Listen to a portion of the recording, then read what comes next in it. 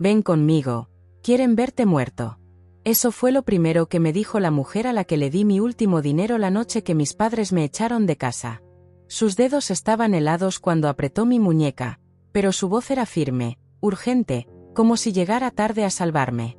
Horas antes yo seguía sentada frente a un pastel que no alcancé a probar. Las velas estaban encendidas cuando me pidieron que me levantara de la mesa. Pensé que era una broma incómoda, algo pasajero, hasta que vi la maleta junto a la puerta. No hubo gritos. No hubo explicación. Solo instrucciones frías, dichas como si ya hubieran sido ensayadas.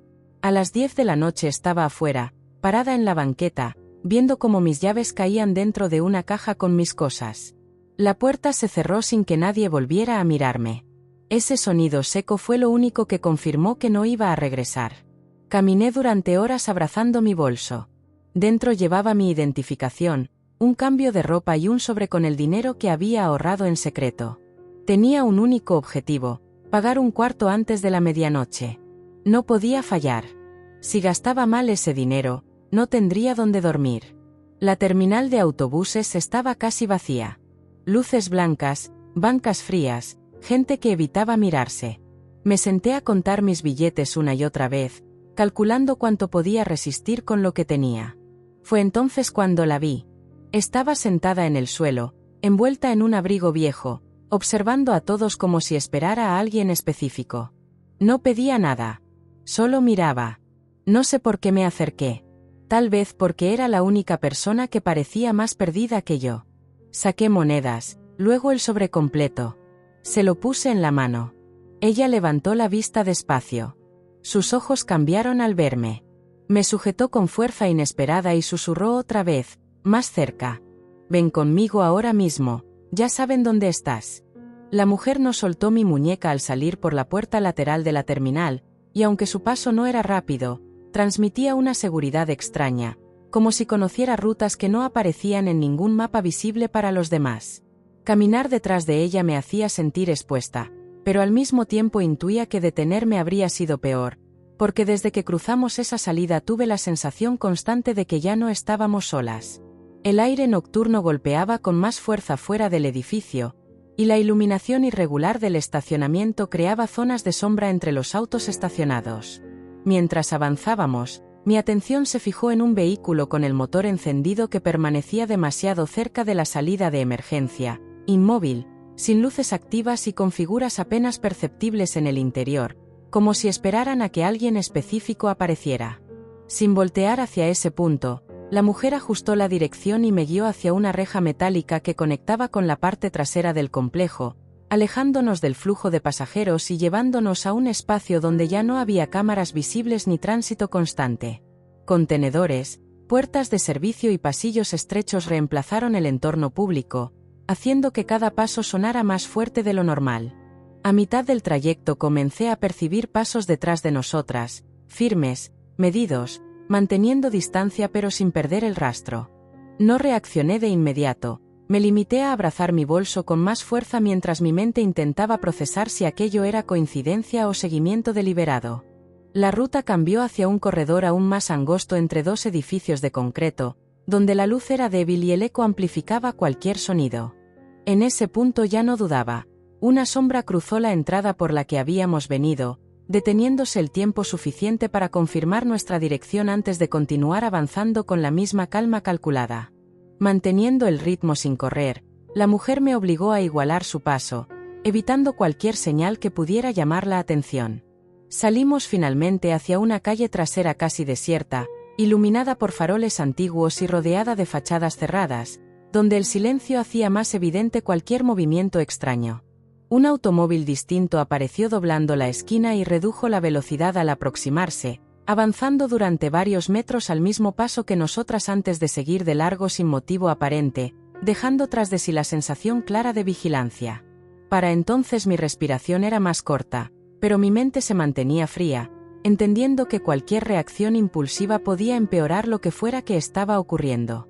La mujer se detuvo frente a un edificio antiguo de fachada desgastada, sin letreros ni señales visibles, un lugar que pasaría desapercibido para cualquiera que no supiera que debía entrar ahí. Antes de acercarse a la puerta revisó la calle con discreción, y fue en ese instante cuando noté, a media cuadra, la misma silueta que había salido del estacionamiento, inmóvil bajo la luz débil, observando directamente hacia nuestra posición como si solo esperara confirmar que habíamos llegado. Entramos al edificio sin que nadie nos recibiera. El interior estaba en penumbra, iluminado solo por una lámpara fija en el techo que dejaba zonas completas en sombra. El lugar no parecía abandonado, pero tampoco funcionaba como refugio común. Todo estaba demasiado ordenado para ser improvisado, demasiado silencioso para ser temporal. La mujer avanzó por un pasillo estrecho hasta una habitación pequeña donde había una mesa metálica, 2 sillas y un archivero antiguo colocado contra la pared. Cerró la puerta con seguro y por primera vez soltó mi muñeca, no con brusquedad, sino con la calma de quien ya cumplió la parte urgente de su tarea. Mi atención se fue directo al archivero. Varias carpetas sobresalían como si hubieran sido consultadas recientemente. Antes de que pudiera preguntar nada, ella abrió uno de los cajones y sacó un expediente grueso que colocó frente a mí. Mi nombre estaba escrito en la pestaña lateral. No era una hoja suelta ni un error de identidad. Era un archivo completo, organizado por fechas, con separadores y códigos impresos que parecían oficiales. Dentro había copias de documentos que reconocí al instante, mi acta de nacimiento, registros escolares, movimientos bancarios menores e incluso formularios que yo jamás había visto, pero que llevaban mi firma digitalizada. Cada página tenía sellos, anotaciones y números de registro. No entendía cómo alguien sin hogar podía tener acceso a eso. Seguí pasando hojas hasta que encontré el primer elemento que no correspondía a mi historial normal. Una solicitud administrativa abierta semanas antes de mi cumpleaños. No era una denuncia ni un trámite común. Era una petición formal para declararme legalmente incapacitada para administrar bienes o tomar decisiones financieras. La fecha coincidía exactamente con el periodo en que comenzaron los cambios extraños en casa. Conversaciones interrumpidas cuando yo entraba, llamadas que se cortaban al acercarme, documentos que desaparecían de cajones donde antes estaban. El solicitante principal aparecía claramente identificado en la parte superior del formulario. Nombre completo. Firma registrada. Relación directa conmigo.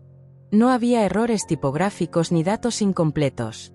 La petición estaba respaldada por informes anexos que describían supuestos comportamientos inestables, decisiones financieras irresponsables y evaluaciones psicológicas que yo jamás había autorizado ni realizado.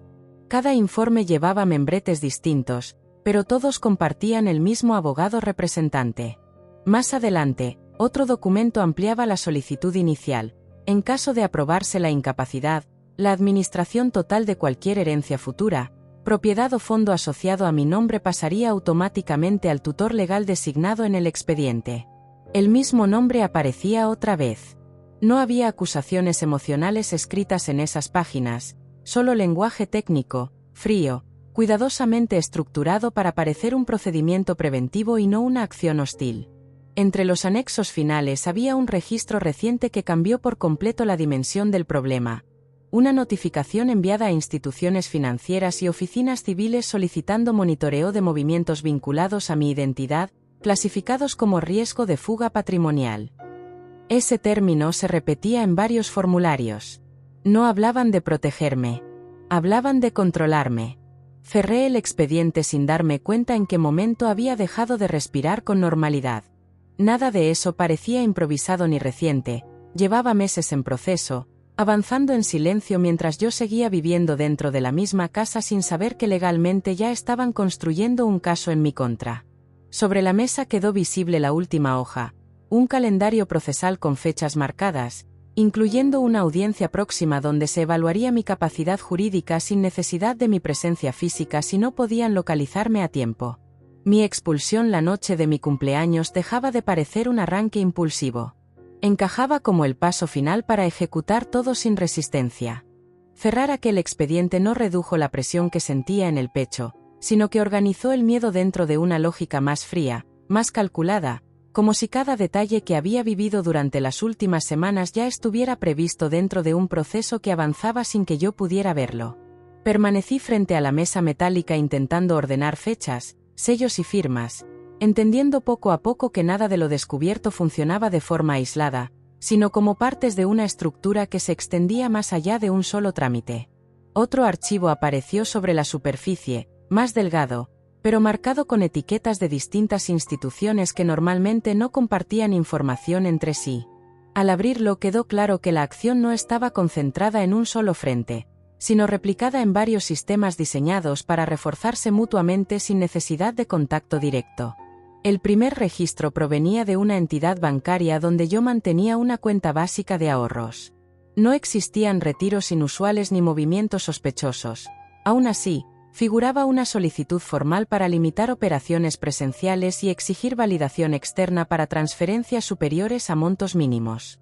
Aquella medida no cancelaba mi acceso, pero lo subordinaba a una verificación adicional realizada por un tutor administrativo provisional cuyo nombre coincidía exactamente con el que aparecía en el expediente principal.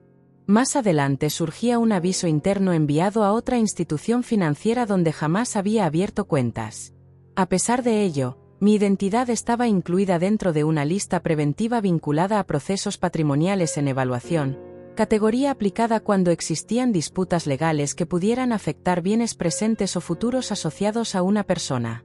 Nada era accidental. Todo funcionaba como prevención anticipada. La siguiente sección pertenecía a una compañía de seguros médicos que detallaba una solicitud para transferir la administración de decisiones clínicas en caso de emergencia, alegando episodios recientes de inestabilidad emocional y posible incapacidad para autorizar procedimientos complejos. Ningún especialista me había evaluado ni emitido diagnóstico alguno, pero los formularios presentaban la medida como protección responsable respaldada por informes anexos idénticos a los del archivo inicial. Cada documento repetía la misma estructura técnica: lenguaje neutro, sellos auténticos, procesos abiertos sin resolución final, todos orientados hacia la transferencia progresiva de control.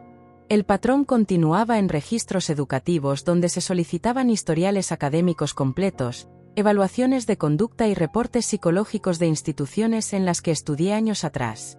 No existía denuncia formal, solo una recopilación preventiva destinada a construir un perfil administrativo que justificara decisiones legales posteriores. Ninguna de esas solicitudes había sido notificada directamente. Todo avanzaba por canales paralelos que no requerían mi autorización inmediata. Otro provenía de una oficina civil regional que contenía copias certificadas solicitando revisión de mi estatus de domicilio legal, argumentando abandono voluntario de residencia habitual y posible traslado sin declaración formal.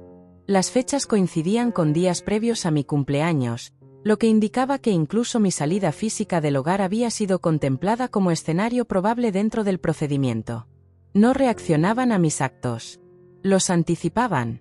La documentación siguiente ampliaba esa línea mediante notificaciones preventivas enviadas a oficinas de registro de propiedad para congelar cualquier transferencia vinculada a mi identidad hasta concluir la evaluación jurídica. Aunque no poseía bienes propios, la restricción incluía herencias futuras, donaciones o fideicomisos donde pudiera figurar como beneficiaria. La red no solo limitaba el presente. Aseguraba control sobre lo que aún no existía.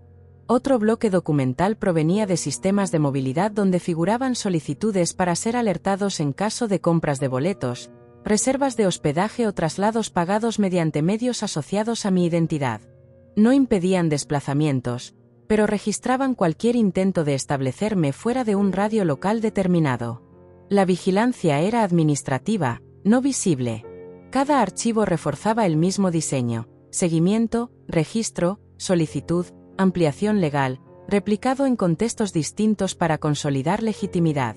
Al revisar la última sección encontré reportes privados con fotografías tomadas a distancia y horarios de entrada y salida de lugares que había frecuentado semanas atrás. No eran capturas invasivas, sino registros discretos suficientes para demostrar rutina, presencia y patrones de movimiento sin levantar sospechas. La repetición sistemática eliminaba cualquier posibilidad de error aislado. Nada dependía de un solo organismo. Nada podía detenerse desde un solo frente. Comprender esa dimensión transformó por completo la lectura de lo ocurrido la noche de mi cumpleaños. La expulsión dejaba de parecer un impulso emocional y se revelaba como una maniobra funcional destinada a aislarme físicamente mientras el entramado administrativo avanzaba sin oposición directa. Sobre la mesa quedó visible un calendario procesal con fechas marcadas que proyectaban audiencias, revisiones y resoluciones próximas, varias de ellas autorizadas para ejecutarse incluso en ausencia de mi localización formal si no lograban ubicarme dentro de plazos establecidos. En ese punto entendí que el riesgo no estaba en perder una casa, sino en desaparecer legalmente de mi propia vida mientras otros asumían decisiones en mi nombre bajo la apariencia de protección institucional. Permanecí observando el calendario procesal sobre la mesa mientras la dimensión real del problema terminaba de acomodarse dentro de mi mente, no como una amenaza futura sino como un mecanismo que ya estaba en marcha y que podía concluir sin necesidad de que yo estuviera presente para defenderme. Cada fecha marcada funcionaba como una cuenta regresiva silenciosa que avanzaba aunque yo no hiciera nada, aunque nadie me notificara formalmente, aunque mi versión jamás fuera escuchada. Uno de los documentos anexos detallaba el procedimiento que seguiría la audiencia principal en caso de que no lograran localizarme dentro del plazo estipulado. El lenguaje era técnico, preciso y completamente impersonal, describiendo la posibilidad de realizar la evaluación de capacidad jurídica mediante informes documentales acumulados sin requerir mi comparecencia física. Aquello significaba que mi ausencia no detenía el proceso, sino que lo facilitaba. Otro archivo complementario ampliaba el escenario. En caso de declararse incapacidad provisional, todas las decisiones financieras, patrimoniales y contractuales vinculadas a mi identidad quedarían suspendidas o transferidas automáticamente al tutor legal designado hasta nueva revisión judicial. No se trataba de una medida temporal menor, sino de una sustitución completa de autonomía ejecutada por vía administrativa. Al revisar los anexos comprendí que varias instituciones ya habían respondido a solicitudes preliminares enviando historiales, evaluaciones y validaciones de firma que alimentaban el expediente central. Ninguna requería mi autorización directa porque estaban clasificadas como colaboraciones interinstitucionales dentro de un proceso de protección patrimonial. La estructura avanzaba aunque yo me negara. Avanzaba aunque no firmara nada nuevo. Avanzaba porque ya existían firmas anteriores reutilizadas como respaldo legal. Entre los papeles apareció un informe notarial donde se certificaba la recepción de notificaciones enviadas a mi domicilio legal semanas antes, todas firmadas como entregadas. Aquella evidencia resultaba imposible de refutar desde fuera, ya que registraba que yo había sido informada formalmente sobre el proceso, incluso si nunca tuve esos documentos en mis manos. La implicación era clara. Para el sistema, yo ya había sido notificada. Mi silencio administrativo se interpretaba como ausencia voluntaria, no como desconocimiento. Otro registro detallaba que, ante la falta de respuesta, se había autorizado la activación de medidas de resguardo patrimonial preventivo que incluían monitoreo de cuentas, restricción de créditos, revisión de contratos vigentes y bloqueo de nuevas obligaciones financieras hasta concluir la evaluación jurídica. No solo estaban controlando mis recursos actuales, estaban impidiendo que generara nuevos. El siguiente informe pertenecía a una oficina de validación de identidad donde constaba una alerta interna que exigía verificación reforzada para cualquier trámite presencial iniciado por mí, desde solicitudes laborales hasta contratos de arrendamiento. Aquello convertía tareas básicas de supervivencia en procesos sujetos a aprobación externa. Buscar empleo, rentar un cuarto o abrir una cuenta requeriría supervisión. La autonomía cotidiana estaba siendo desmantelada desde la base. Otro documento ampliaba aún más el alcance.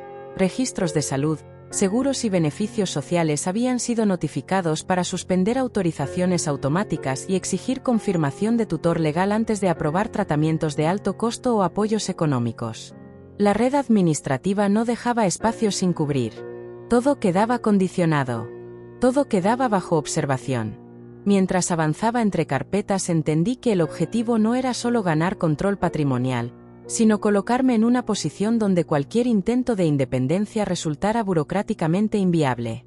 Sin cuentas operativas, sin contratos válidos, sin acceso pleno a servicios, la dependencia legal se volvía inevitable incluso sin coerción directa. El punto más bajo del expediente estaba marcado por un documento judicial preliminar que proyectaba escenarios posteriores a la audiencia. En caso de ratificarse la incapacidad, se autorizaría la administración total de bienes presentes y futuros, la representación contractual absoluta y la potestad para decidir residencia, tratamientos médicos y administración educativa. No hablaban de ayuda temporal. Hablaban de sustitución completa de voluntad. Un anexo final describía protocolos para casos donde la persona evaluada intentara evadir supervisión legal, autorizando colaboración entre instituciones para rastreo administrativo mediante registros financieros, laborales y de movilidad. No era persecución policial. Era rastreo burocrático. Al cerrar aquella carpeta sentí por primera vez que el margen de acción real era casi inexistente. No importaba si encontraba trabajo, si conseguía alojamiento o si intentaba mover dinero, cada paso estaría condicionado por validaciones que no controlaba. La expulsión de casa había sido solo el primer movimiento visible de una operación que llevaba meses ejecutándose en silencio y que ahora se encontraba a punto de formalizarse sin necesidad de confrontación directa. Sentada frente a aquella mesa comprendí que el mayor riesgo no era perder bienes materiales ni estabilidad económica, sino perder la capacidad legal de decidir sobre mi propia vida mientras todo quedaba registrado como una medida de protección aprobada por sistemas que jamás habían escuchado mi versión. Permanecer sentada frente a aquella mesa ya no tenía sentido después de comprender hasta qué punto el proceso había avanzado sin mi participación directa, pero retirarme sin actuar habría significado permitir que cada mecanismo continuara ejecutándose sin oposición formal. La sensación de encierro administrativo empezó a transformarse lentamente en otra cosa, no más ligera, pero sí más clara. Si todo estaba sostenido por documentos, también podía cuestionarse mediante documentos. La mujer abrió un cajón distinto del archivero y colocó frente a mí una carpeta separada del resto, marcada con etiquetas más recientes y códigos que no aparecían en los expedientes anteriores. No contenía solicitudes en mi contra, sino registros de origen de los informes utilizados para construir el caso principal. Al revisar las primeras hojas descubrí que varios de los reportes psicológicos anexados al proceso no provenían de evaluaciones clínicas directas, sino de formularios digitales enviados por terceros bajo la categoría de referencias conductuales familiares. Aquellas declaraciones no requerían verificación presencial ni entrevista profesional para ser integradas preliminarmente en expedientes civiles. Eso no anulaba su peso legal, pero sí habría margen para impugnación técnica. Otro bloque documental contenía certificaciones de firma comparativa donde se analizaban trazos utilizados en solicitudes administrativas recientes frente a registros oficiales previos. Las discrepancias gráficas estaban señaladas con anotaciones periciales que cuestionaban la autenticidad de ciertas autorizaciones atribuidas a mi nombre. No eran pruebas concluyentes por sí solas, pero debilitaban la solidez del conjunto. Más adelante aparecieron registros de envío de notificaciones legales que supuestamente habían sido entregadas en mi domicilio. Los comprobantes incluían firmas de recepción que, al compararse con mis documentos oficiales, presentaban inconsistencias evidentes en inclinación, presión y estructura caligráfica. Aquello sugería recepción certificada sin validación directa. Otro informe provenía de un registro notarial donde constaba que algunas solicitudes patrimoniales habían sido iniciadas antes de que yo cumpliera la mayoría de edad legal, utilizando proyecciones de tutela futura que solo podían activarse bajo circunstancias específicas que no se encontraban documentadas. Esa irregularidad temporal no anulaba el proceso completo, pero sí obligaba a revisión judicial más profunda. La carpeta incluía además reportes financieros que demostraban ausencia total de movimientos considerados de riesgo, contradiciendo la narrativa administrativa de inestabilidad económica utilizada para justificar restricciones operativas. Cada página funcionaba como contrapeso técnico, no emocional. No negaban el proceso. Cuestionaban su legitimidad estructural. Un calendario alterno aparecía al final del archivo, señalando plazos legales disponibles para presentar objeciones formales antes de la audiencia principal. Varias fechas aún no habían vencido, lo que significaba que el procedimiento podía frenarse o, al menos, ralentizarse si se introducían impugnaciones documentales válidas. Por primera vez desde que abrí el primer expediente entendí que el sistema que buscaba sustituirme también estaba obligado a responder ante inconsistencias verificables. No operaba por emociones ni por lealtades familiares, sino por peso probatorio acumulado. Si las pruebas construían control, otras pruebas podían debilitarlo. Al cerrar la carpeta, la sensación de derrota administrativa absoluta dejó espacio a una comprensión más fría pero más funcional. El proceso seguía en marcha, pero ya no era unilateral. Existían registros capaces de obligar a autoridades a revisar firmas, fechas, orígenes de informes y validez de notificaciones. Nada garantizaba victoria inmediata, pero impedía una ejecución silenciosa sin revisión. Sobre la mesa quedaron alineados ambos bloques documentales, uno construido para desplazarme legalmente y otro capaz de cuestionar la base sobre la que ese desplazamiento intentaba sostenerse. Alinear ambas carpetas sobre la mesa permitió ver el proceso completo desde dos direcciones opuestas. Una estructura diseñada para sustituir mi autonomía mediante acumulación administrativa, y otra capaz de desmontar partes clave de esa construcción al exponer inconsistencias verificables. Nada se resolvía en ese instante, pero la diferencia fundamental era que el expediente ya no avanzaba sin resistencia documental. Los días siguientes quedaron definidos por la preparación técnica del contraexpediente.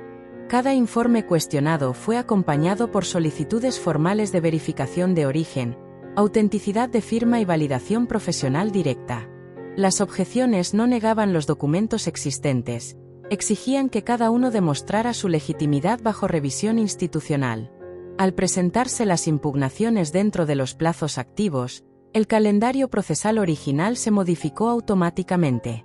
La audiencia prevista para evaluar mi capacidad jurídica fue reclasificada como sesión de revisión probatoria ampliada, lo que impedía emitir resolución definitiva sin analizar primero la validez de los anexos cuestionados. Ese cambio alteró el equilibrio del procedimiento. Instituciones financieras suspendieron restricciones preventivas hasta concluir la revisión judicial, argumentando que las medidas iniciales se habían basado en información ahora bajo análisis. Registros médicos y administrativos retiraron solicitudes de tutela provisional por falta de dictámenes clínicos certificados presencialmente. Nada de eso significaba una absolución inmediata, pero sí detenía la transferencia automática de control que había estado programada para ejecutarse en mi ausencia. Peritajes caligráficos independientes confirmaron discrepancias en firmas atribuidas a notificaciones supuestamente recibidas por mí, obligando a invalidar constancias de entrega que habían servido como base para justificar mi silencio administrativo. Sin prueba de notificación válida, varias fases del proceso tuvieron que reiniciarse bajo protocolos de contacto directo. Informes psicológicos presentados como evaluaciones clínicas fueron reclasificados como referencias no certificadas al demostrarse que no provenían de entrevistas profesionales, reduciendo su peso legal dentro del expediente principal. Cada corrección no eliminaba el proceso completo, pero sí desmontaba los pilares que sostenían su ejecución acelerada. Conforme avanzaron las revisiones, la solicitud de incapacidad provisional perdió sustento suficiente para mantenerse activa bajo carácter urgente. La autoridad competente emitió una resolución intermedia donde se suspendía cualquier medida de sustitución de autonomía hasta concluir evaluaciones presenciales, voluntarias y debidamente notificadas. Ese dictamen cambió la dirección total del caso. Restricciones financieras fueron levantadas, monitoreos patrimoniales cancelados y alertas administrativas retiradas de sistemas interinstitucionales al quedar clasificadas como medidas preventivas basadas en información no concluyente. La audiencia final no giró en torno a mi incapacidad, sino a la validez de los procedimientos utilizados para intentar declararla. Bajo revisión formal, el expediente perdió cohesión probatoria al demostrarse irregularidades en firmas, notificaciones y origen de informes conductuales. La resolución oficial cerró el proceso sin declarar incapacidad jurídica ni asignar tutela administrativa, restableciendo mi autonomía legal plena y anulando solicitudes derivadas construidas sobre bases documentales inválidas. No hubo sanciones públicas ni confrontaciones directas dentro de esa instancia. El sistema no operaba sobre emociones, sino sobre consistencia probatoria. Simplemente corrigió su curso al detectar que los mecanismos activados no cumplían los estándares requeridos para sustituir la voluntad de una persona mayor de edad. Al salir de ese edificio comprendí que lo ocurrido no había sido un conflicto visible, sino una disputa silenciosa librada en formularios, sellos y firmas donde mi presencia física casi no había sido necesaria para que otros intentaran decidir por mí. La diferencia final no estuvo en discursos ni enfrentamientos, sino en la existencia de registros capaces de obligar al mismo sistema que había avanzado en mí contra a detenerse, revisarse y, finalmente, revertir su propia trayectoria.